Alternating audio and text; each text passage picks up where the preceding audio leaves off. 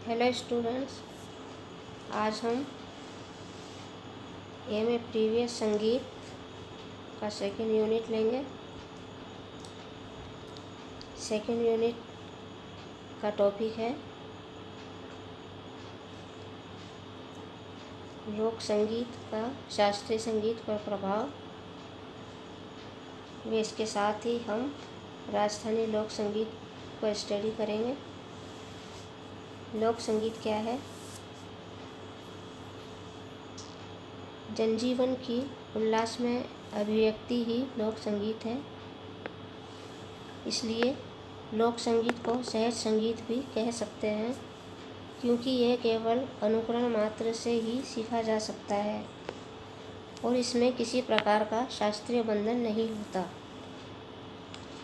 लोक संगीत अंग्रेजी के फोक सॉन्ग का ही अनुवाद माना गया है। लोकगीतों का सृजन सामूहिक चेतना द्वारा स्वाभाविक रीति से होता है।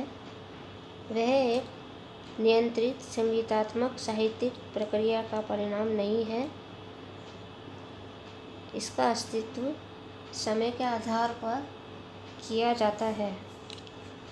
अपने जन्म के अनंतर गीत उस समय तक मधुर कंठों पर विराजमान रहते हैं, लेकिन समय में परिवर्तन होता रहता है। इसलिए पुराने गीतों का तिरोभाव एवं नए गीतों का जन्म होता है। लोकगीतों में लौकिक सभ्यता, लौकिक आधार, विचार, रीति रिवाज एवं परंपराओं का प्रतिबिंब झलकता है। इसलिए लोकगीतों में युग का प्रतिबिंब दिखाई देता है। संगीत जब भाव प्रधान होता है तो साधारण व्यक्ति भी रस से विभोर हो उठता है। इसलिए हम पुनः लोक संगीत को इस प्रकार कह सकते हैं, ऐसा कोई भी गीत जिसका उद्गम लोकगीत में हो और जो परंपरागत रूप से मिलता हो, वह गीत लोकगीत कहलाता है। चैम्बर डिक्शनरी में बताया है कि ऐसा कोई भी गीत जिसका उद्गम लोक में हो और जो परंपरागत रूप से पाश्चात्य व्यक्तियों को मिला हो, वही लोकगीत है। हिंदी साहित्य कोश के अनुसार लोकगीत शब्द के दो अर्थ हो सकते हैं: लोक में प्रचलित गीत, लोक निर्मित गीत और लोक विषयक गीत। रविन्द्रनाथ टैगोर ने तो लोकगीत को संस्कृति का सुखद संदेश ले जाने वाली कला कहा है। डॉक्टर चिंतामणि के शब्दों में, लोकगीतों में मानव हृदय के भाव लोक जीवन के सामान्य धरातल पर उतरकर आशा, निराशा, आकर्षण, विकर्षण, हर्ष, विमर्श, प्रणय एवं कले के रूप में अभिव्यक्त हुए हैं। लोकगीत की इस अभिव्यक्ति में हमें मानव जीवन की उस प्रारंभिक स्थिति के दर्शन होते हैं जहाँ साधारण मनुष्य अपनी लालसा, उमंग, उल्लास, प्रेम एवं घृणा आदि भावों को प्रकट करने में समाज द्वारा कृत्रिम बंधनों को स्वीकार नहीं करता। इसलिए स्वच्छंद भावना और स्वच्छंद अभिव्यक्ति ही लोकगीत का प्रथम लक्षण है। इसलिए ये कहा जाता है कि लोक संगीत उस सुरसरी के समान है जिसका लक्ष्य लोक कल्याण है। त्रिताप्त संतप्त मानव भूमि को आप्लावित कर उसे सरस और उर्वर बनाता है। महात्मा गांधी के शब्दों में, लोकगीत हृदय का उद्गार है, एक स्वर लहरी है, एक अद्भुत लोक स्वर वितान है जो हृदय से अनायास फूट पड़ता है। सरलता, सरसता, माधुर्य एवं स्वाभाविकता उसकी विशेषता है। जवाहरलाल नेहरू ने लोक संगीत के संबंध में यह कहा है, लोक कला में हमें उस सांस्कृतिक वैभव को देखने का अवसर मिलता है जिसने हमारे देश को एकता के सूत्र में बांधा। डॉक्टर विश्वनाथ गौड़ के अनुसार भारतीय शास्त्रों में लोकगीत और शास्त्रीय संगीत जैसी सीमा नहीं है। यह शब्द अंग्रेजी की नकल है। लोक कला, लोक संगीत, लोक साहित्य और लोक संस्कृति जैसे शब्दों में लोक का प्रयोग आधुनिक अर्थ में किया गया है और लोकगीतों की परंपरा काफ़ी प्राचीन है। गुफाओं में जीवन यापन करने वाले मानव बुद्धि का थोड़ा सा विकास हुआ। गुफाओं में जीवन यापन करने वाले मानव की बुद्धि का थोड़ा सा विकास हुआ और उसने अपनी भावनाओं को व्यक्त किया। भावनाओं को व्यक्त करने के लिए विकृत आलापों को लेना प्रारंभ किया। इसी आदि मानव के संगीत को लोक संगीत की संज्ञा प्रदान की। आचार्य हजारी प्रसाद द्विवेदी ने लोकगीतों को ग्राम गीत कहा है। उनके अनुसार इन गीतों में आर्यों के आगमन से पूर्व भारत में जो सभ्यता प्रचलित थी उसका मूल रूप ही सुरक्षित है लोकगीतों में। लोकगीत और शास्त्रीय संगीत। लोक संगीत का शास्त्रीय संगीत से क्या संबंध है, इस पर विद्वानों ने अपनी अपनी मान्यताएं बताई हैं। देवीलाल सांबर ने लिखा है कि शास्त्रीय संगीत भी तो लोक संगीत से ही बना है और जब इसमें जटिलता लाई गई तो वह दुरूह कर दिया गया और उससे शास्त्रीय संगीत बन गया। जिस प्रकार जनता की भाषा से साहित्यिक भाषा बनती है, उसी प्रकार लोक संगीत से शास्त्रीय संगीत बना। जिस देश के लोकगीत बड़े आकर्षक व कलापूर्ण होते हैं, उसका शास्त्रीय संगीत उतना ही समृद्ध व संपन्न होता है।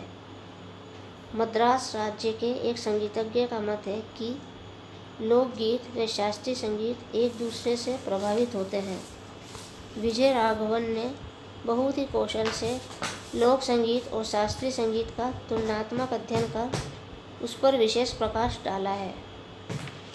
उन्होंने बताया कि भारतीय शास्त्रीय संगीत का आधार लोक संगीत है। जिस प्रकार शास्त्रीय संगीत का विकास हुआ, ओंकारनाथ ठाकुर ने लिखा है कि मेरी धारणा है कि यदि आज भी शोध किया जाए तो प्रचार में गाए जाने वाले रागों का उत्पादक लोक संगीत ही सिद्ध होता है। आधुनिक प्रचलित राग गुजरी, सोरठ, गांधारी, भूपाली, मुल्तानी, बंग भैरव, कानड़ा आदि रागें देश में लोक संगीत का ही प्रतिनिधित्व करती हैं। कुमार गंधर्व की धारणा है कि यदि शास्त्रीय संगीत की उत्पत्ति लोक संगीत से हुई है तो निश्चित ही लोक संगीत अपने आप में पूर्ण होना चाहिए, लेकिन लोक संगीत का निर्माण सहज और स्वाभाविक है। इसको समझकर जब हम विश्लेषण और नियमबद्ध करते हैं तो वह लोक से हटकर शास्त्रीय रूप धारण कर लेता है। इस प्रकार का बना हुआ शास्त्रीय संगीत अपने आप में पूर्ण होता है। हम लोक धुनों में रागों को छिपा हुआ पाते हैं। उन्हें पकड़कर जब हम प्रकट करते हैं तो शास्त्रीय पक्ष सामने आता है।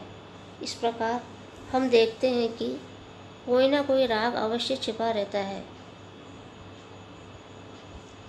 इसके लिए सूक्ष्म दृष्टि की आवश्यकता चाहिए। शास्त्रीय राग लोक धुनों में छिपे हुए रागों के विकसित रूप हैं। ये तो सत्य ही है कि अनेक शास्त्रीय रागों का उद्गम स्थल लोक धुनें ही हैं, किंतु यह कहा जाए कि शास्त्रीय संगीत की उत्पत्ति लोक संगीत से हुई है या शास्त्रीय संगीत लोक संगीत का विकसित रूप है, तो ये धारणा भ्रांत ही होगी। दोनों का विकास अपने अपने ढंग से अलग अलग हुआ है। देवीलाल सांबर को भी एक स्थान पर यह धारणा स्वीकार करनी पड़ी और वे लिखते हैं कि लोक संगीत शास्त्रीय संगीत का विकसित रूप नहीं है, शास्त्रीय संगीत ही लोक संगीत का विकसित रूप है। दोनों का स्वतंत्र एक साथ विकास हुआ है। दोनों ही एक दूसरे से प्रेरणा प्राप्त करते हैं। मोटे रूप में यह कहा जा सकता है कि लोक संगीत का लोक पक्ष है और शास्त्रीय संगीत वह पक्ष है जो व्यक्ति विशेष की प्रतिभा के विशेष रूप में बन गया है और उसमें अनोखी ही बात होती है। लोक संगीत शास्त्रीय पक्ष को प्राप्त नहीं करता, न शास्त्रीय संगीत लोक पक्ष को। शास्त्रीय संगीत को सुलभ कर देने और उसमें ताने, पलटे, अलंकार, मुर्कियाँ आदि रचनात्मक पेचीदगियों को हटाकर गाने से वह लोकगीत नहीं बन जाता और ना ही लोकगीत को तान, पलटे आदि पेचीदगियों से बांध देने से ही शास्त्रीय संगीत नहीं बन सकता। कहने का तात्पर्य यह है कि संगीत के दोनों पक्ष आपस में चलते रहते हैं और एक दूसरे से प्रेरणा प्राप्त करते हैं। लोकगीतों की विशेषता या उपयोगिता। लोकगीतों की अपनी ही विशेषता है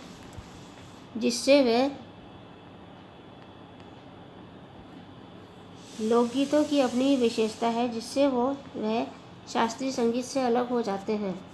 लोकगीत जनसाधारण के होने के कारण इनकी बनावट सहज व सरल होती है ताकि इनका प्रयोग सभी कर सकें। लोकगीतों के शब्द हृदय स्पर्शी होते हैं और अपनत्व व प्रेम को व्यक्त करते हैं। इनमें चमत्कार भी होता है, लेकिन इसमें बुद्धि की कसरत नहीं की जाती। इसमें कल्पना की काव्यात्मक उड़ानें नहीं होती। इसमें सीधा सादापन होता है और भावों से ये लबालब भरे होते हैं। हृदय को आंदोलित कर देने की इनमें अपार शक्ति है, क्योंकि इनमें लोकजीवन का बड़ा व्यापक रूप दिखाई देता है। लोकगीतों का संबंध किसी राग से नहीं जोड़ा जा सकता। अनेक रागों की छाया का आभास इसमें अवश्य होता है, किंतु उनकी रचना में किसी शास्त्रकार का हाथ नहीं होता। इसलिए लोकगीतों का रचयिता अज्ञात ही रहता है। ये वंश परंपरा के अनुसार चलते रहते हैं। शास्त्रीय संगीत में शास्त्र के अनुसार नियमों को बांधा जाता है और लोकगीतों के लिए शास्त्रीय संगीत में शास्त्र के अनुसार नियमों को बताया जाता है और लोकगीतों के लिए कोई नियम नहीं है। कोई भी व्यक्ति उन्हें गा सकता है।